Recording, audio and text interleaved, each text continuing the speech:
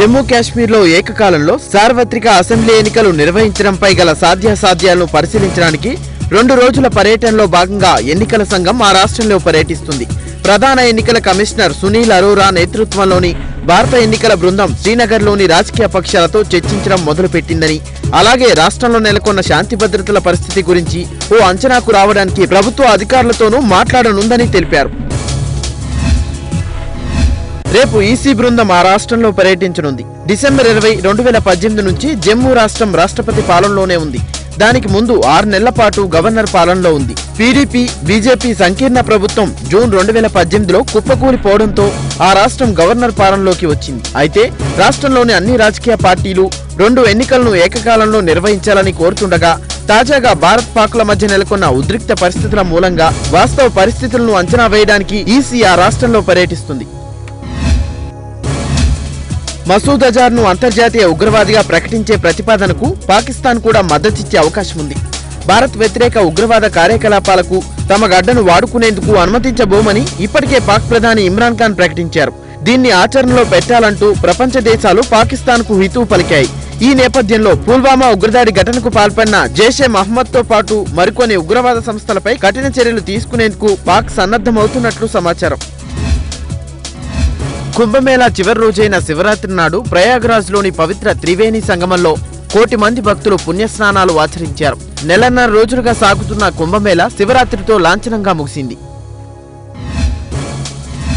మాజీ కేంద్ర మంత్రి వి ధనుంజయ్ కుమార్ కన్నుమూశారు. ఆయన గత కొన్ని రోజులుగా కిడ్నీ సంబంధిత వ్యాధితో బాధపడుతున్నారు. బెంగళూరులోని ప్రైవేట్ ఆసుపత్రిలో చికిత్స పొందుతూ కన్నుమూశారు. ఈ రోజు కద్రి కంబాలాలో ఆయన అంత్యక్రియలు జరుగుతున్నట్లు కుటుంబ సభ్యులు తెలిపారు. కర్ణాటకకు చెందిన ధనుంజయ్ కుమార్ 1983లో తన రాజకీయ ప్రస్థానాన్ని ప్రారంభించారు. తొలుత బీజేపీ తరపున ఎమ్మెల్యేగా ఎన్నికయ్యారు. తర్వాత 1991లో ఎంపీగా ఎన్నికయ్యారు.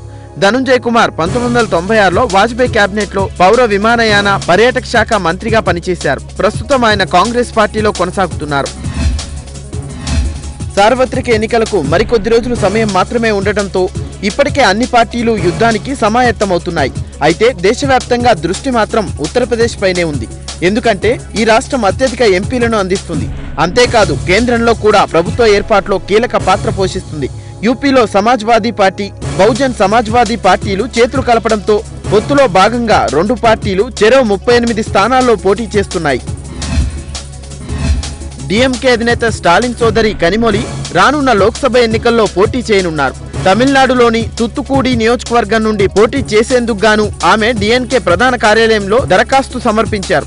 ప్రస్తుతం ఆమె ఆ పార్టీ రాజ్యసభ సభ్యురాలుగా ఉన్నారు. యువ విభాగ కార్యదర్శిగా కూడా బాధ్యతలు నిర్వహిస్తున్నారు.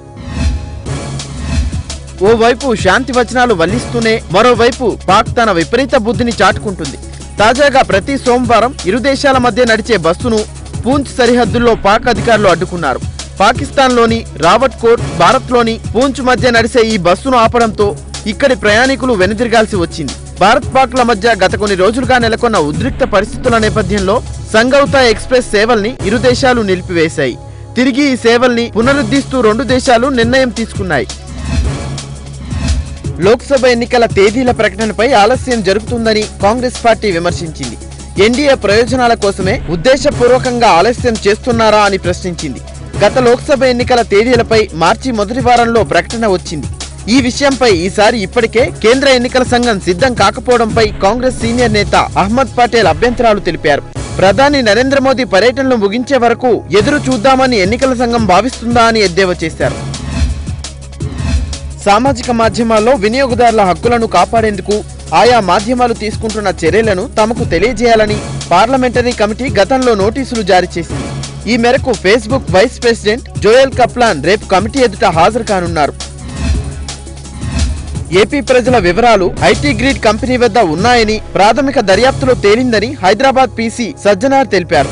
ఓటరు వివరాలతో పాటు సంక్షేమ పథకాల లబ్ధిదారుల వివరాలు సేకరించినట్లు గుర్తించామని చెప్పారు. కేసుకు సంబంధించి కీలకమైన ఆధారాలు సేకరిస్తున్నట్లు తెలిపారు. శాసనసభ్యుల కోటాలో 5 ఎమ్మెల్సీ స్థానాలకు జరిగే ఎన్నికల వ్యూహంపై ఈ నెల 10న తెలంగాణ భవన్లో ఎమ్మెల్యేలతో సమావేశం ఏర్పాటు చేయాలని ముఖ్యమంత్రి కేసీఆర్ నిర్ణయించారు. ఇందులో ఎన్నికలపై అవగాహన కల్పిస్తారు. ఇప్పటి వరకు ఉన్న బలాన్ని దృష్టిలో ఉంచుకొని ఓటింగ్పై చర్చిస్తారు. 11న తెలంగాణ భవన్లోనే నమూనా పోలింగ్ నిర్వహించనున్నారు. కేసీఆర్ పార్టీ కార్యనిర్వాహక అధ్యక్షుడు కేటీఆర్ ఇతర ముఖ్య నేతలతో ఎన్నికల కార్యాచరణ గురించి చర్చించారు. ఏపీ ప్రజల డేటాతో తెలంగాణ ప్రభుత్వానికి ఏం పని ఉంటుందని కేటీఆర్ అన్నారు. తప్పు చేయనప్పుడు విచారణ ఎదుర్కోవడానికి చంద్రబాబు ఎందుకు భయపడుతున్నారని అన్నారు. సానుభూతి కోసమే కేసీఆర్ పై చంద్రబాబు ఆరోపణలు చేస్తున్నారని కేటీఆర్ మండిపడ్డారు. నమ్మకంతో ప్రజలు ఇచ్చిన సమాచారాన్ని ఎలా బహిర్గతం చేస్తారని ప్రశ్నించారు. ఐటీ గ్రిడ్ పై ఫిర్యాదు వస్తే తెలంగాణ పోలీసులు స్పందించడం తప్ప అని కేటీఆర్ అన్నారు. ఎవరెన్ని కుట్రలు చేసినా వచ్చే ఎన్నికల్లో టీడీపీ గెలుపును అడ్డుకోలేరని ఏపీ సీఎం చంద్రబాబు అన్నారు. పార్టీ నేతలతో టెలికాన్ఫరెన్స్ నిర్వహించిన సీఎం సైబర్ కుట్రలతో హైదరాబాద్ను అభద్రతలోకి నెట్టారని చెప్పారు. వ్యాపార కంపెనీలకు హైదరాబాద్లో భద్రత లేని దుస్థితి నెలకొందన్నారు. టీడీపీకి సేవలు అందించే కంపెనీలపై దాడులు చేస్తున్నారని తెలిపారు. వైసీపీ టీఆర్ఎస్ కుట్రలకు కంపెనీలను బలి చేస్తున్నారని చంద్రబాబు ఆరోపించారు. ఏపీ ప్రజలకు సంబంధించిన డేటాను దొంగలించి ఐటీ ప్రపంచంలో హైదరాబాద్కున్న బ్రాండ్ పరువును తీశారని మంత్రి నారా లోకేష్ మండిపడ్డారు. తెలంగాణ ప్రభుత్వంపై ట్విట్టర్ వేదికగా లోకేష్ తీవ్ర స్థాయిలో మండిపడ్డారు. వైసీపీ అధినేత వైఎస్ జగన్ పై విమర్శలు చేశారు. ప్రజాక్షేత్రంలో చంద్రబాబును నేరుగా ఎదుర్కొనే దమ్ము లేక ఐటీ కంపెనీలపై దాడి చేసి ఉద్యోగులను అక్రమంగా అరెస్టు చేశారని లోకేష్ ఆరోపించారు. రోజుకు 2 పార్లమెంటు స్థానాల పరిధిలోని అసెంబ్లీ నియోజకవర్గాల్లో అభ్యర్థులను చకచకా ఖరారు చేస్తున్న చంద్రబాబు గుంటూరు పార్లమెంటు పరిధిలోని అసెంబ్లీ స్థానాలపై మాత్రం ఆచితూచి అడుగులు వేస్తున్నారు. ఇప్పటి వరకు 14 పార్లమెంటు స్థానాల పరిధిలో దాదాపు 60కి పైగా శాసనసభ స్థానాలకు అభ్యర్థులను సీఎం ఖరారు చేశారు. గుంటూరు లోక్సభ నియోజకవర్గం విషయంలో మాత్రం ఇప్పటికే 2 సార్లు సమీక్ష చేపట్టి నిర్ణయాన్ని ప్రకటించలేదు. 3వసారికి వాయిదా వేశారు. ఇక్కడ సిట్టింగ్ ఎంపీగా ఉన్న గల్లా జయదేవ్కు మరోమారు ఎంపీ టికెట్ ఖరారు చేశారు. పొన్నూరు, తెనాలి నియోజకవర్గాల సిట్టింగ్ ఎమ్మెల్యేలు ధూళిపాల నరేంద్ర, ఆలపాటి రాజేంద్ర ప్రసాద్లకు కూడా టికెట్ కేటాయించారు. మిగిలిన 5 స్థానాలైన మంగళగిరి, తాటికొండ, పత్తిపాడు, గుంటూరు తూర్పు, పశ్చిమ నియోజకవర్గాల్లో అభ్యర్థుల ఖరారును వాయిదా వేశారు. ఏపీ ప్రభుత్వం అవాస్తవాలను ప్రచారం చేస్తుందని వైసీపీ నేత బుగ్గన రాజేంద్రనాథ్ రెడ్డి అన్నారు. వ్యక్తిగత సమాచార గోప్యత అనేది పౌరుల ప్రాథమిక హక్కని తెలిపారు. ప్రజల సమాచారాన్ని ప్రైవేటు సంస్థలకు ఏపీ ప్రభుత్వం ఎలా ఇస్తుందని బుగ్గన ప్రశ్నించారు. ఓటర్ లిస్టును ఎన్నికల సంఘానికి తెలియకుండా తీసుకున్నారని, డేటా అనాలిసిస్ చేసి వైసీపీకి అనుకూలంగా ఉన్న ఓట్లను తొలగిస్తున్నారని బుగ్గన ఆరోపించారు. టీఆర్ఎస్ లో చేరేందుకు సిద్ధమైన కాంగ్రెస్ ఎమ్మెల్యే రేగా కాంతారావు సంచలన ఆరోపణలు చేశారు. ఉత్తమ్ వ్యాఖ్యలను తీవ్రంగా తప్పుపట్టారు.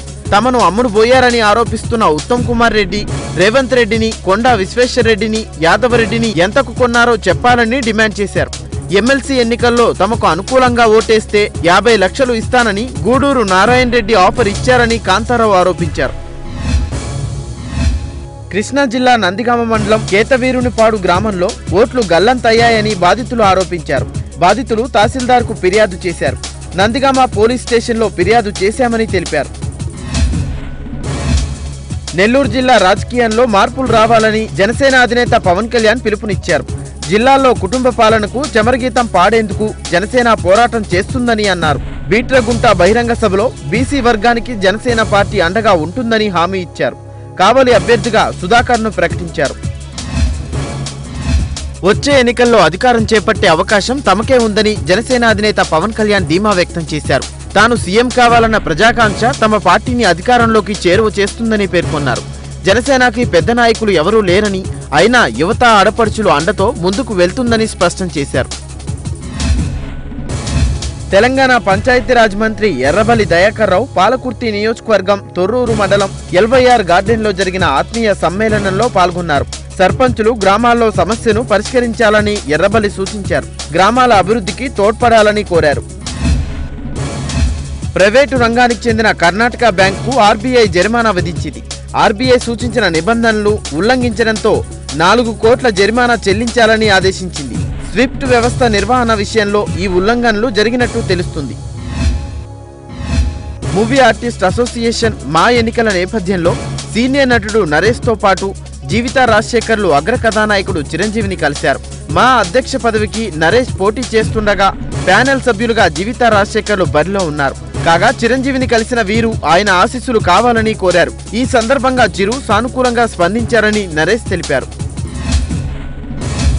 గుంటూరు జిల్లా కోటప్పకొండ స్వామివారిని ఏపీ స్పీకర్ కోడెల శివప్రసాదరావు కుటుంబ సమేతంగా దర్శించుకున్నారు. స్పీకర్కు ఆలయ అధికారులు ఘన స్వాగతం పలికారు.